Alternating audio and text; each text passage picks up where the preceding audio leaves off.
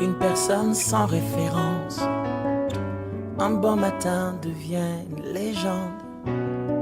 Namesana nangate koyebanae. Les courtes prières en public et les résultats sont magnifiques. C'est qu'elle est nanga koumenana aussi. Il m'appelait, je le sais. Likabwezo pela katinanga Namituni pona nini Ezo umela Je vous salue au nom précieux de notre Seigneur Jésus-Christ, celui qui est mort pour nous à la croix, pour nous accorder un si grand salut. Soyez bénis chez vous. Nous sommes dans la joie de vous retrouver tel que vous le savez. On a toujours été dans la joie de vous avoir, savoir que vous êtes en train de nous suivre. Merci pour ceux qui ont parfois l'habitude de nous écrire en PV, ceux qui ont l'habitude de nous contacter sur les réseaux sociaux. Que Dieu vous bénisse pour vos encouragements. Par la grâce de Dieu, nous allons devoir faire une continuité.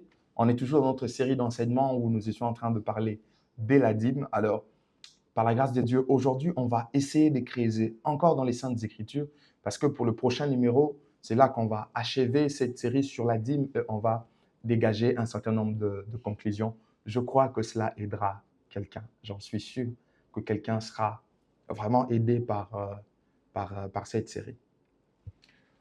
En commençant à parler de la dîme, il y a beaucoup de choses que nous avons évoquées. On a dit que la dîme, s'il faut en parler en latin, on parlait du décima, qui représentait les dixièmes, ce que vous avez divisé par 10, c'est ça la dîme. Et au-delà de ça, on a vu à quel moment on a commencé à parler de la dîme dans la Bible. C'était dans Genèse chapitre 14. On a vu avec vous comment est-ce que la pratique de la dîme existait même avant la loi de Moïse. Et par après, on a commencé à étudier ensemble dans la loi de Moïse comment est-ce qu'on arrivait à évoquer ou à parler de la dîme. Comment est-ce qu'on arrivait à parler de la dîme dans la loi de Moïse. Donc, c'est ce que nous avions déjà évoqué là-dessus et vous vous souviendrez que pour la fois dernière, on a dit que dans la loi de Moïse, il existe 4 types ou 4 sortes de dîmes en quelque sorte. Dans les 4 sortes ou 4 types de dîmes, je vous ai parlé de la dîme des Lévites, je vous ai également parlé de la dîme de pauvres, je vous ai également parlé de la dîme de festivité, je vous ai également parlé de l'autre encore dîme. C'était quelle dîme? Il était question de la dîme de la dîme. Donc il y avait comme une sorte de 4 types de dîmes qui étaient donnés, à l'Éternel par le peuple d'Israël. Et on avait compris que tout Israël normal qui avait l'habitude de payer la dîme, il payait aux environs de 20, 22 à 23% en quelque sorte de son revenu au fait qu'ils étaient en train de payer, de donner. Alors, par la grâce de Dieu, dans ces numéros, notre souci est beaucoup plus de pouvoir évoluer. Ayant vu comment est-ce que cette histoire de la dîme a été évoquée dans l'Ancienne Alliance, dans la loi de Moïse, comment est-ce que le Nouveau Testament, comment est-ce que la Nouvelle Alliance aborde-t-elle la dîme? Excusez-moi. Comment est-ce que la Nouvelle Alliance aborde ces sujets de la dîme? Alors, déjà, j'aimerais vous dire ceci. La dîme n'est pas forcément abordée de la même manière dans le Nouveau Testament que dans l'Ancien Testament.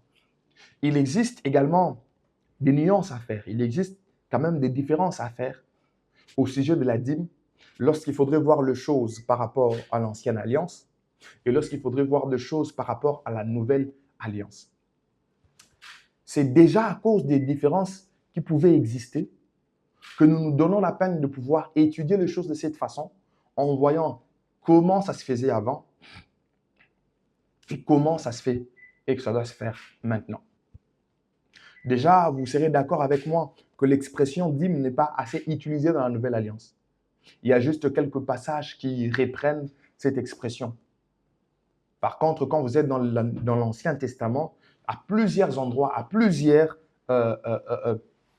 sur plusieurs textes, on a parlé au fait de la dîme. Alors, s'il faudrait aborder la dîme dans le Nouveau Testament ou dans la Nouvelle Alliance, Je vous propose qu'on les fasse par étapes. C'est-à-dire, on va essayer de voir au temps de Jésus-Christ lui-même. Qu'est-ce que Jésus a essayé de dire sur la dîme? Par après, on va voir quelle était la pratique, la façon de faire les choses dans l'Église primitive. Et on va également voir ce que les épîtres peuvent nous donner comme idée, comme inspiration par rapport à ces sujets de la dîme. Et tous ces éléments peuvent conduire, guider notre compréhension et nous permettre également de pouvoir dégager quelques façons de faire, comme nous le verrons dans le dernier numéro qui sera le prochain.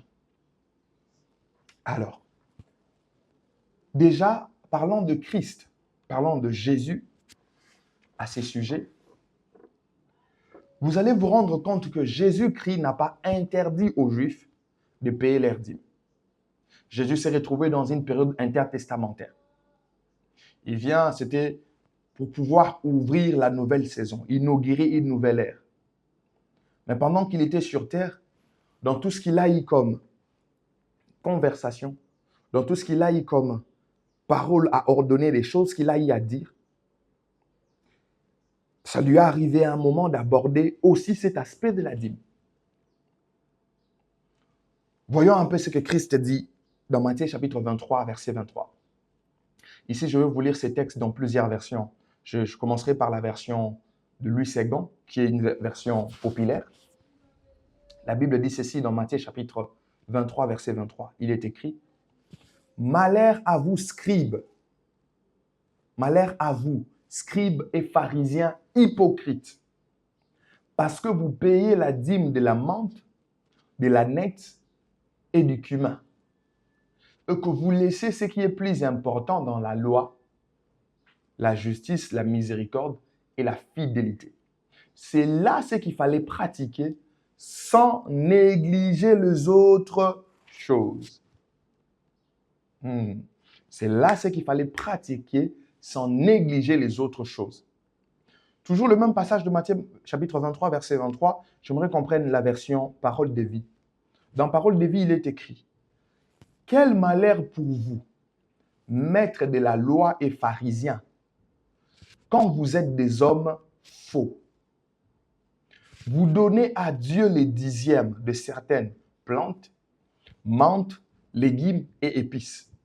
Et vous abandonnez ce qu'il y a de plus important dans la loi, c'est-à-dire être juste, bon, fidèle. Pourtant, c'est ce qu'il fallait faire, sans oublier les restes qu'on avait dit dans la version dans la version de Louis II, sans négliger les autres choses. Ici, on dit sans oublier les restes. Le même passage, j'aimerais qu'on voie dans la version d'Alfred Cohen, qui est une version assez dynamique. La Bible dit ceci. « Malheur à vous, scribes et pharisiens, hypocrites. Vous vous acquittez méticuleusement de la dîme de plus petites herbes de votre jardin. » Donc, il est question même des épices, au fait. Parce qu'il donnait même la dîme sur les épices. Menthe, anis et cumin. Mais vous laissez complètement de côté ce qu'il y a de plus important dans la loi, c'est-à-dire une vie conforme à la volonté de Dieu, empreinte de bonté et de foi. Voilà ce qu'il fallait pratiquer sans négliger le reste. Waouh, quel passage que Christ est en train d'utiliser ici dans cette période intertestamentaire pour pouvoir blâmer ou pouvoir mettre en garde les pharisiens, les scribes, ceux qui étaient considérés comme étant de maîtres de la loi. Dans cette période intertestamentaire, il est en train de voir la pratique qu'ils ont sur la dîme. Il a vu que ces hommes insistent beaucoup sur la dîme. Il a vu que ces hommes donnent leur dîme de façon méticulée. Ils vont même dans les détails. Ils donnent même des dîmes par rapport aux épices. Mais il fait le constat de quelque chose. Il constate que ces hommes donnent leur dîme, c'est bien. Mais ce sont des gens qui sont hypocrites. Ils oublient ce qu'il y a de plus important dans la loi, c'est-à-dire la justice, la bonté, la vie conforme, une vie conforme à la volonté de Dieu. la fidélité, la miséricorde. Ils oublient ces choses qui ont une certaine importance dans la loi, ces choses qui sont prépondérantes. Christ dit, ils oublient ça. Ils se donnent à la dîme, oui, c'est pas mauvais. Mais Christ dit quelque chose de si particulier. Il n'interdit pas qu'on puisse donner la dîme. Il dit, voilà ce qu'il fallait faire. Il fallait d'abord faire ce qu'il y a de plus important dans la loi et sans négliger les autres choses. C'est-à-dire, il n'interdit pas de pouvoir donner la dîme. Mais il y a deux choses qui viennent avant de donner la dîme. C'est la vie conforme à Dieu, la miséricorde, la bonté, toutes ces choses qu'il a citées. Parce que ces hommes, comme je venais de vous le dire, ils étaient très rigoureux dans leur façon de donner la dîme. Mais en soi, c'était des hypocrites. Ils négligeaient au fait la justice. Ils négligeaient des choses qui faisaient la base de la foi, des choses sur lesquelles était basée la loi. Parce que toute la loi est basée sur l'amour. Christ a résumé la loi dans l'amour. Et c'est dans cet amour que vous trouvez la fidélité. C'est dans cet amour que vous trouvez la miséricorde, la bonté et toutes ces choses que eux mettaient de côté. En quelque sorte, Christ était contre leur hypocrisie. Quand vous lisez ces textes, Christ n'était pas contre la dîme, mais il était plutôt contre l'hypocrisie de ces pharisiens. À présent, abordons toujours ces sujets de la dîme dans l'Église primitive. Lorsqu'il est question de la dîme dans l'Église primitive, s'il faudrait voir comment est-ce que les choses se faisaient, s'il faudrait analyser la pratique, nous pouvons ensemble voir le texte de Actes chapitre 4, le verset 32 jusqu'au verset 37. La Bible dit ceci. La multitude de ceux qui y avaient cru n'était qu'un cœur et qu'une âme. Nul ne disait que ces biens lui appartenaient en propre, mais tout était commun entre eux. Les apôtres rendaient avec beaucoup de force témoignage de la résurrection du Seigneur Jésus-Christ. Et une grande grâce reposait sur eux tous, car il n'y avait parmi eux aucun indigent. Tous ceux qui possédaient le champ ou de maison le vendaient, apportaient le prix de ce qu'ils avaient vendu et le déposaient aux pieds des apôtres, et l'on faisait des distributions à chacun selon qu'il lui en avait besoin. Joseph, surnommé par les apôtres Barnabas, ce qui signifie fils d'exhortation, Lévite originaire de Chypre, vendit un champ qu'il possédait, apporta l'argent et déposa aux pieds des apôtres. En fait, comme je vous avais dit, qu'au-delà de ce que Christ a dit, nous allons également évaluer la pratique de cette histoire dans l'Église primitive et ensuite nous irons dans les épîtres. Alors, dans l'Église primitive, avec ce que nous venons de lire, vous allez vous rendre compte que le peuple, les enfants de Dieu ou les chrétiens mettaient ensemble tout ce qu'ils avaient. Ils mettaient ensemble tout ce qu'ils avaient comme propriété, de telle manière que cela ne leur appartenait plus. C'est-à-dire qu'ils donnaient à Dieu tout ce qu'ils avaient. Donc, le croyant de l'Église primitive faisait ou donnait au-delà de la dîme. Et ils étaient dans le 100% parce qu'ils mettaient tout en commun, ils mettaient tout ensemble.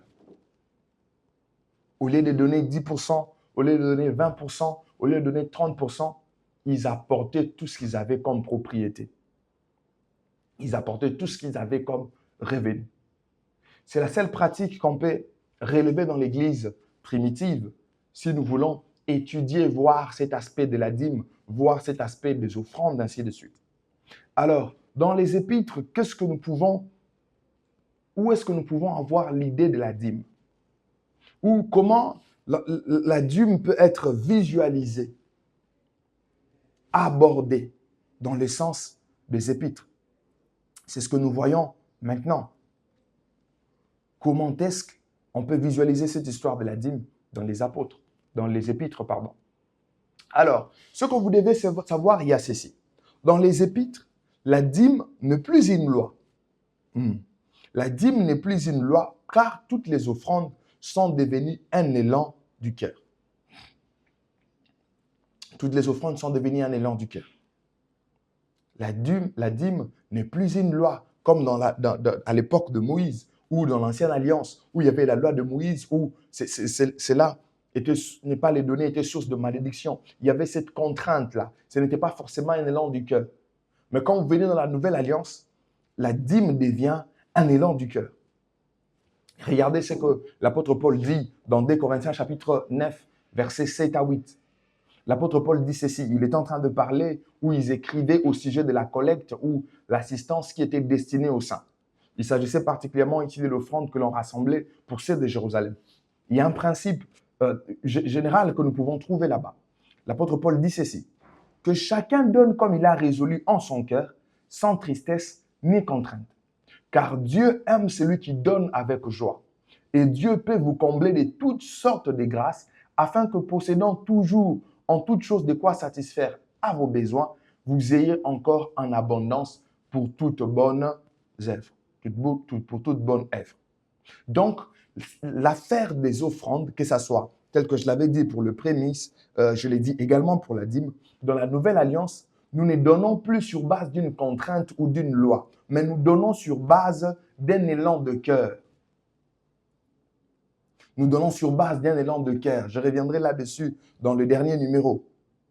Ici, donc, comme je l'ai dit, l'apôtre Paul est en train de nous faire voir cet aspect de choses sur les donner à Dieu. Ça doit se faire avec joie. Ça doit se faire sans tristesse. Ça doit se faire sans contrainte. C'est maintenant un élan de cœur. Je donne à Dieu de tout mon cœur. Je lui donne pour exprimer mon adoration. Je lui donne pour exprimer ma gratitude, pour exprimer ma reconnaissance.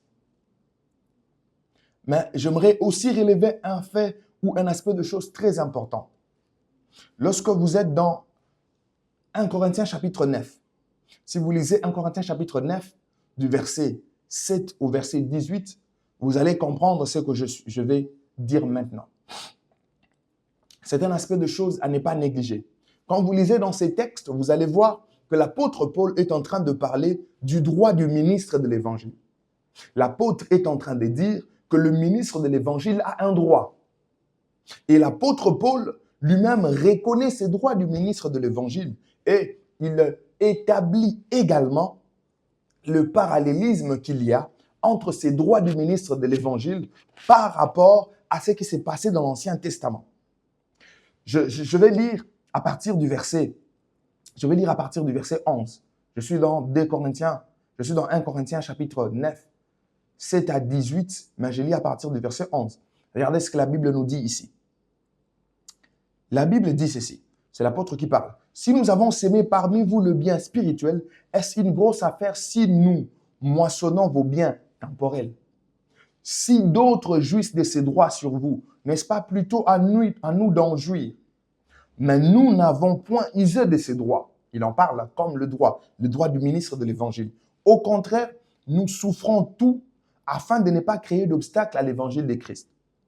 Ne savez-vous pas que ceux qui remplissent des fonctions sacrées sont nourris par les temples? On en a parlé dans le prémisse. Ne savez-vous pas que ceux qui remplissent les fonctions sacrées sont nourris par les temples? Que ceux qui servent à l'autel ont part à l'autel? Il pose cette question.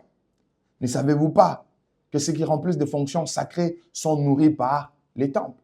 Ceux qui servent à l'autel ont part à l'autel. Il dit dans le verset 14, de même aussi le Seigneur a ordonné que ceux qui annoncent l'évangile, de vivre de l'évangile. Ceux qui annoncent l'évangile doivent vivre de l'évangile. En fait, ces droits de ministre de l'évangile est un peu rapproché aux droits que les Lévites avaient. Parce qu'il était question d'eux qui remplissaient les fonctions sacrées dans les temples dans l'Ancienne Alliance. Alors que maintenant, les Lévites n'existent plus. Ils avaient la dîme comme salaire, ils avaient la dîme comme rémunération. Leur part, c'est la part que l'Éternel leur avait donnée pour les fonctions sacrées qu'ils remplissent dans les temples. Et ici, l'apôtre Paul compare ces droits du ministre de l'Évangile à ce qu'on faisait pour les Lévites. Ce qui nous fait comprendre que dans la Nouvelle Alliance, en quelque sorte, sur base de l'élan de cœur, le croyant a l'obligation de pouvoir donner de façon régulière. De pouvoir donner de façon régulière pour soutenir le ministre et les temples de Dieu. Parce que le temple a des besoins. Le ministre également doit être pris en charge par l'évangile qu'ils sont en train d'apporter.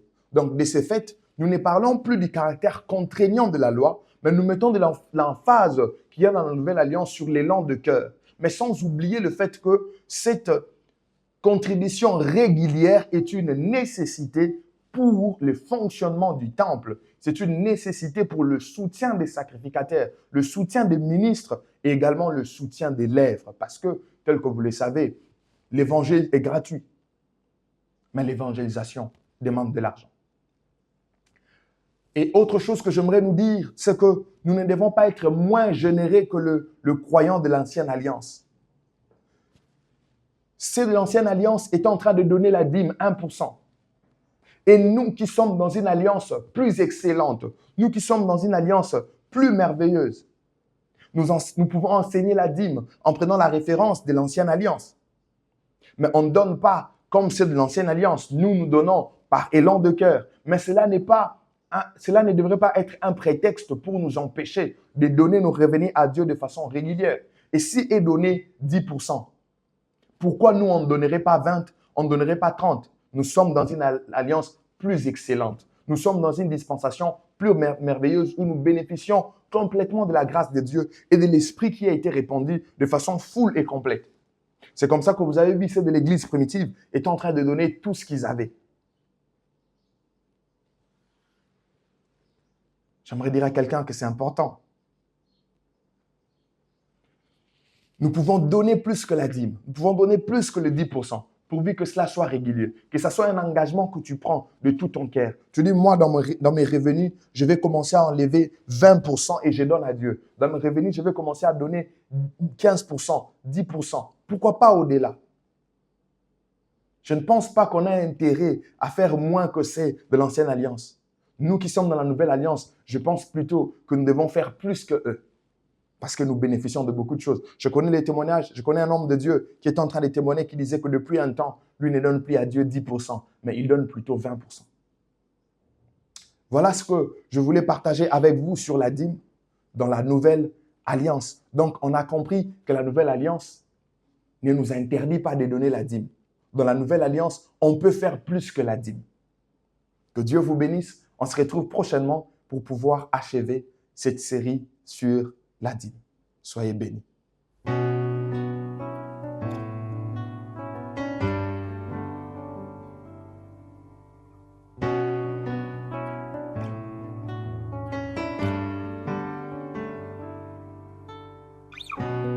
Une personne sans référence, un bon matin devient une légende. Namesana langate koyebanae.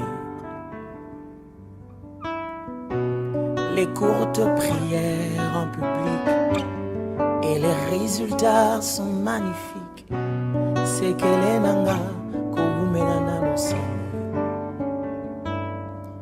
Il m'appelait, je le sais, likabwezo pela katinanga. Namituni po nanini ezo umela